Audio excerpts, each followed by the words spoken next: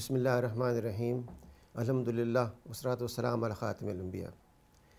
علامہ اقبال کے حوالے سے خاص طور پہ 9 نومبر کو جب ہم ان کی یاد میں محفل منعقد کرتے ہیں، ان کا وہ شعر ذہن میں ابھرتا ہے کہ دیار عشق میں اپنا مقام پیدا کر، نیا زمانہ نئے صبح و شام پیدا کر۔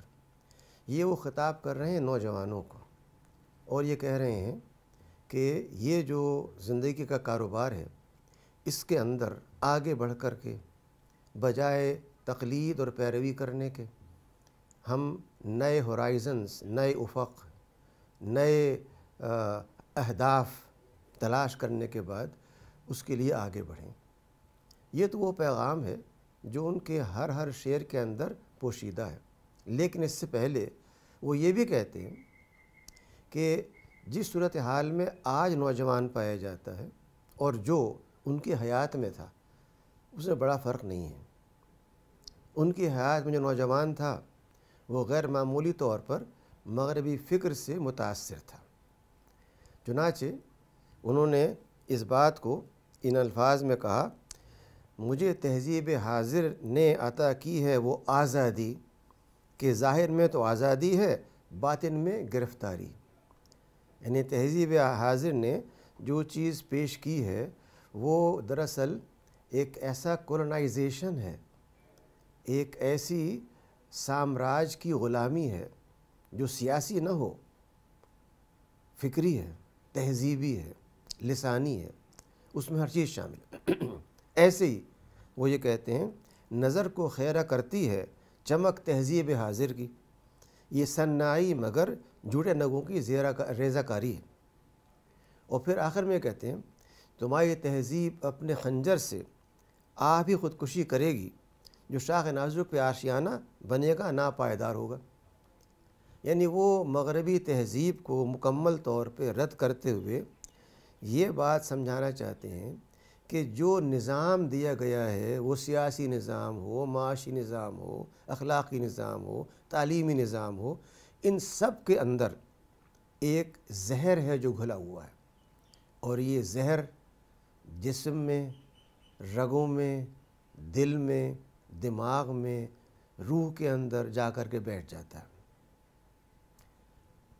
اس حوالے سے علامہ یہ کہتے ہیں، تو نے کیا دیکھا نہیں مغرب کا جمہوری نظام، جس پہ ہم ڈبیٹس بھی کرتے ہیں کالجز میں، یونیورسٹیز کے اندر، چہرہ روشن اندروں چنگیز سے تاریک تر۔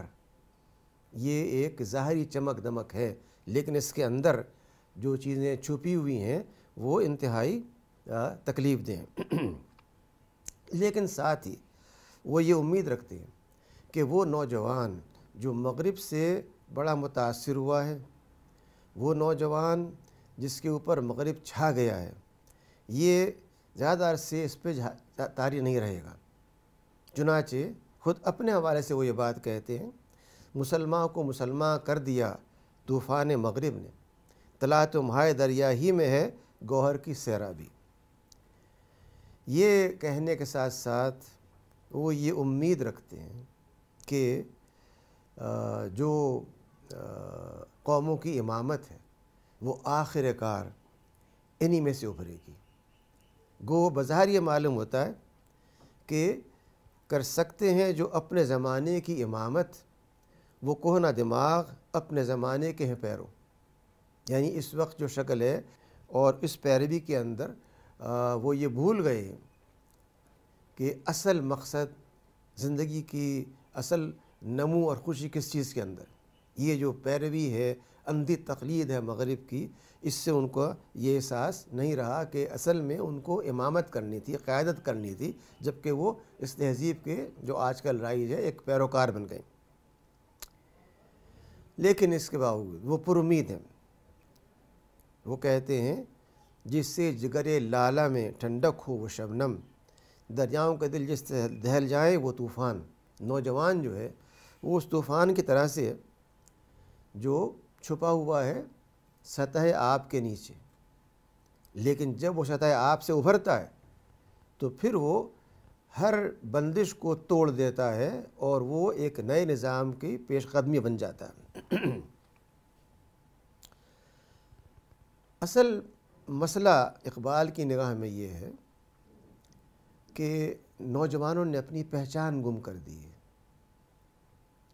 وہ اپنے آپ کو جس آئینے میں دیکھنا چاہتے ہیں، اس آئینے میں اگر ایک 3 پیس سوٹ کے اندر اس سوٹ کی کف پر اس کی ظاہری کسی مقام پر یہ لکھا ہوا ہے کہ یہ فرانس کا بنا ہوا ہے، امریکہ کا بنا ہوا ہے، اور جب ہاتھ میں لاتا ہے تو نظر آتا ہے لکھا ہوا برانڈ اس کا، اور ایسے ہی جب وہ جاتا ہے کھیل کے میدان میں تو جب تک ایک برانڈڈ جاگر نہ ہو، جب تک ایک ٹی شرٹ نہ ہو جس پہ کسی مغربی ساہوکار کے نام کا چھپا لگا ہوا ہو، پرنٹ ہوا ہو کہ یہ قمیض فلاں جگہ کی بنی ہوئی، یہ اس کی پہچان بن گئی ہے۔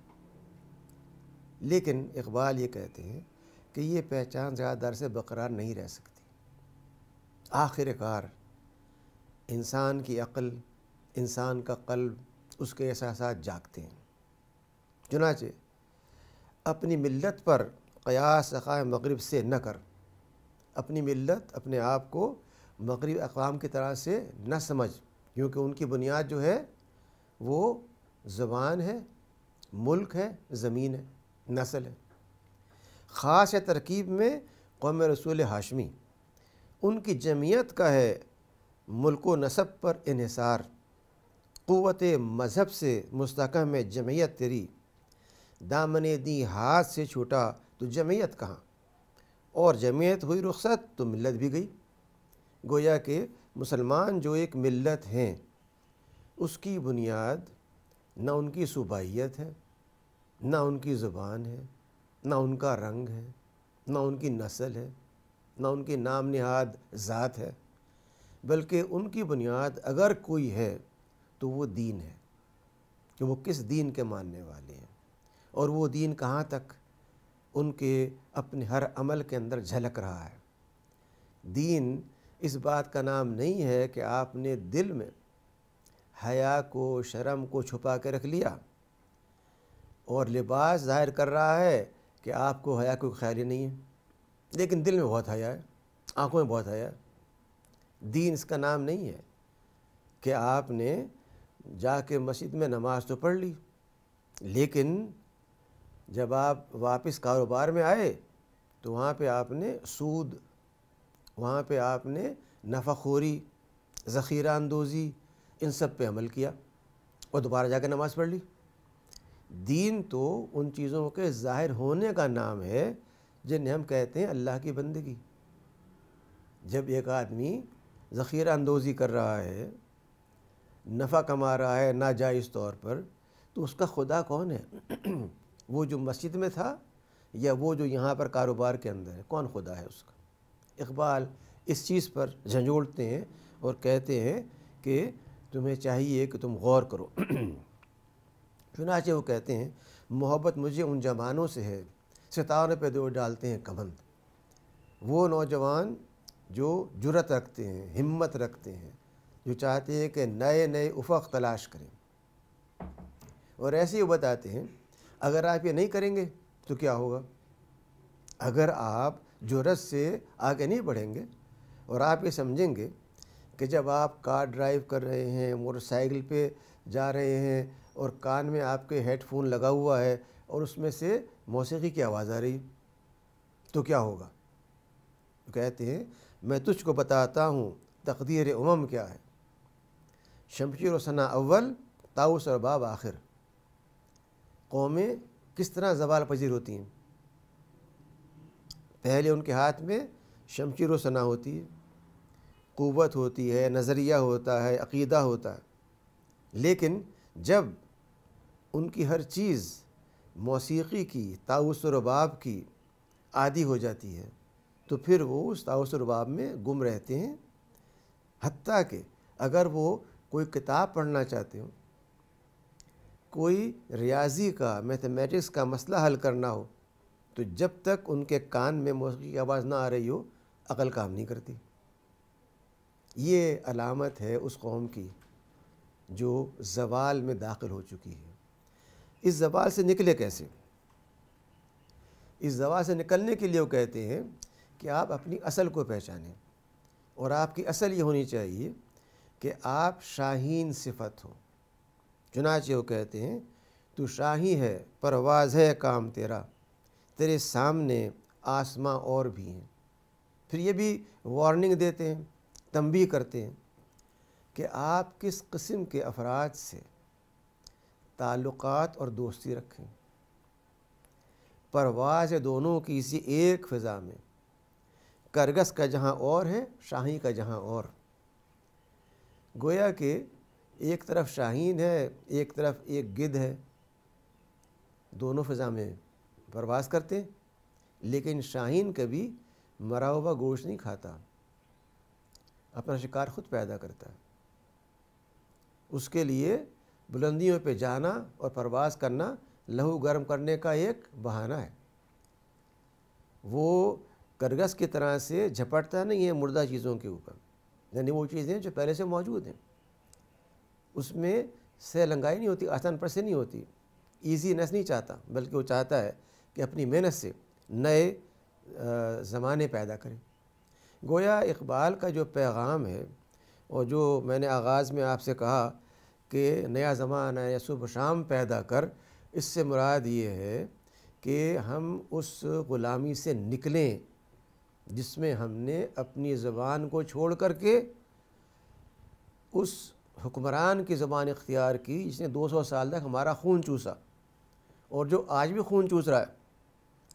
مغربی نظام اور مغربی جمہوریت ہو، سرمایہ داری ہو، مغربی گلیمرس میڈیا ہو، ہر وہ چیز جسے نوجوان دیکھ کر کے آنکھیں ان کی چمک اٹھتی ہیں، ان سب کے اندر ایک بہت بڑا دھوکہ ہے، اور وہ اسی وقت دور ہو سکتا ہے جب کہ نوجوان اپنی اصل کو پہچانے۔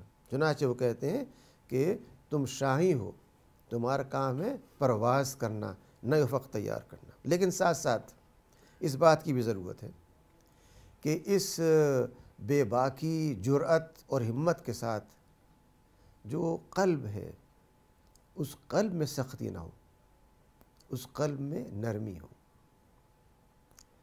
نرم دم گفتگو، گرم دم جستجو، رزم ہو یا بزم ہو، پاک دل و پاک باز۔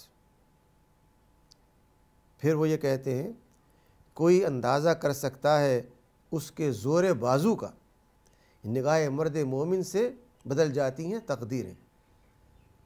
اگر کسی کے اندر وہ ایمان ہے جو قرآن پاک چاہتا ہے، سیرت پاک چاہتی ہے، تو پھر اس کی نگاہ ہو یا گفتگو ہو یا عمل ہو، اس کے اندر تاثیر ہوتی ہے، وہ مقصد میں کامیاب ہوتا ہے۔ چنانچہ یہ مقصد کیا ہے؟ شہادت مطلوب و مقصود مومن، نہ مال غنیمت نہ کشور کشائی۔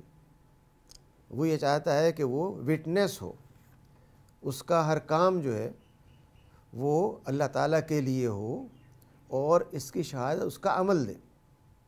ہم کیوں کہتے ہیں ایک شہید کو کہ وہ زندہ ہے مرا نہیں؟ اس لیے کہتے ہیں کہ اس کا کام اس کے بعد بھی اس کی یاد دلاتا ہے، ثبوت پیش کرتا ہے اس کے خلوص کا، اور یہ ان کے لیے ہے جو میدان جنگ کے اندر ظلم کے خلاف، زیادتی کے خلاف جد و جہد کرتے ہوئے شہید ہوتے ہیں۔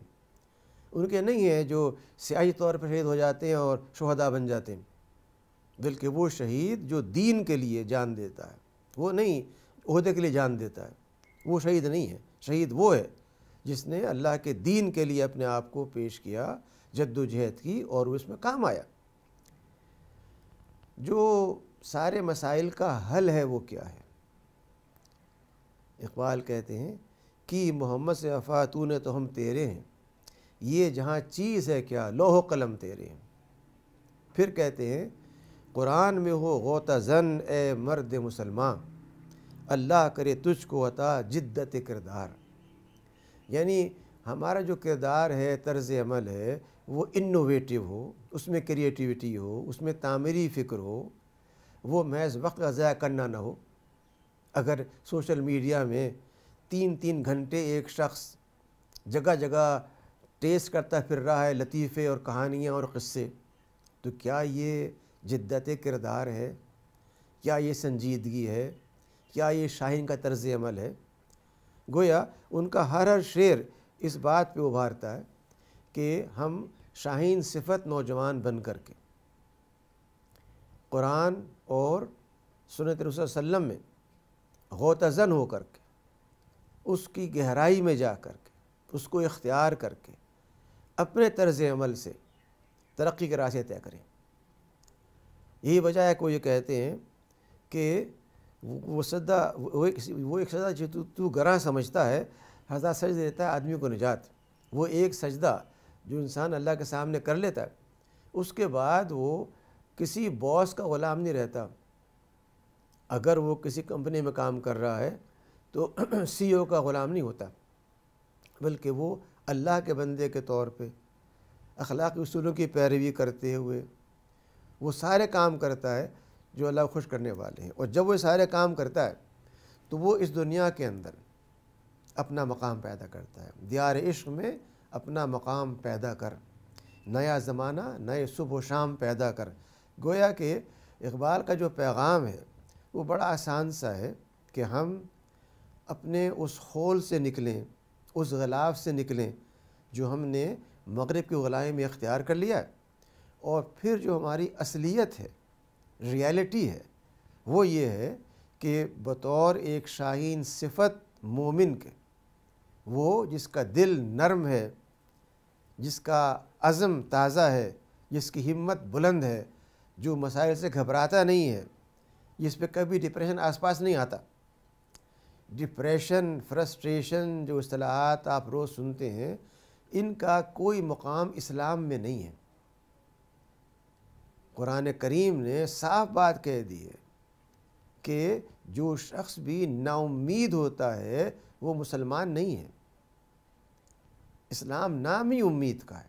اس لیے جو شخص بھی قرآن کو پڑھے گا، سمجھے گا، سیرت پاک کا مطالعہ کرے گا، اس کے آس پاس ڈپریشن آ ہی نہیں سکتا، افسردگی آ ہی نہیں سکتی، وہ کبھی کنفیوز نہیں ہو سکتا، اس کا منزل کا تصور واضح ہوگا، اس کا ہر کام اس بات کی علامت ہوگا کہ وہ کس کے خوشی کے لیے کام کر رہا ہے، اپنے نفس کی خوشی کے لیے، لوگوں کو خوش کرنے کے لیے، یا اللہ کے لیے۔ گویا اقبال کا پیغام بڑا آسان سا یہ ہے کہ اپنی اصل کو پہچانیے۔ آپ کی اصل صرف اور صرف یہ ہے کہ آپ ایک دین کی وجہ سے ایک ملت ہیں۔ آپ کی زبانیں 100 ہوں، رنگ 50 ہوں، نسلیں 60 ہوں، لیکن یہ کوئی بنیاد وہ نہیں ہے جو آپ کو یکجا کر سکتی ہے۔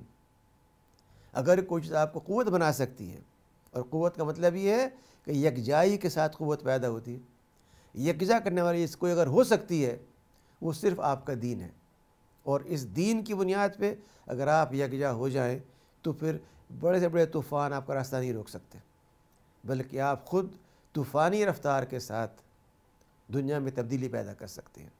گویا ایکسیلنس کا حصول، اخلاق کی بلندی، اور وہ اخلاق جو نبی صلی اللہ علیہ وسلم نے ہم کو دیا ہے، آپ کے اس اسرا سے ملتا ہے، آپ کے رول ماڈل سے ملتا ہے، اس اخلاق کے ساتھ جب بھی نوجوان آگے بڑھے گا، منزلیں اس کا استقبال کریں گی۔